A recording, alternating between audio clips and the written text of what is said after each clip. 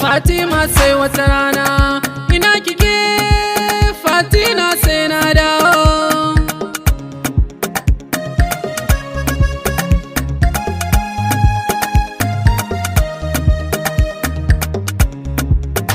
Farin ciki na wace duniya za ka je, ka bar ni hakika na san zan yi kewa.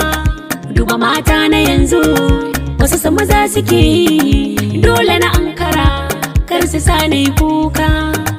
Fatima zo Fatima, Fatima zo Fatima, ni ba zan yarda ba auren mu za a daura, da ni da kai kaga ba rabewa. Na zamo amarya ka zama angona.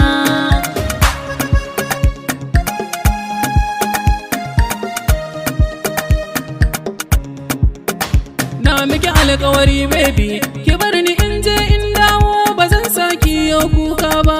Ina da ke, kina da ni, kin ga ba za da biye yan mata ba. Duk wuya kuma dukarin tsi, da ni da ke ba mai ratse, ba za ya samu guri nan ba. Guri ki zamto matata, farin ciki ranar aure, ba zai yi in ɓoyewa ba, ki tare a ɗaki na.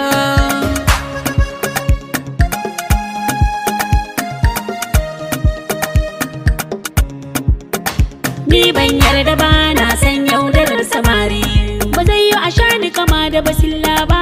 Soyayya dai ta fi zuma, bare maɗi in ka lasa ba za ka cire yan yatsu ba. Soyayya ba zan yi sake, hannuwa na gare shi na sake na rike ganyoyi ba. Gani ga maradina bai zamna kowa ba.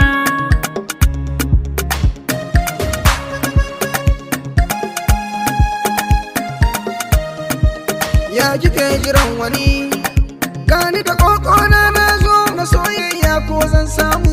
Tunda maza ba su kare ba, kamar ki ba za ta yi kwantai ba.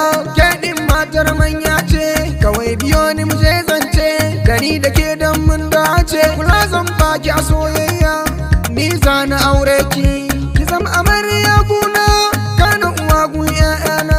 To ni na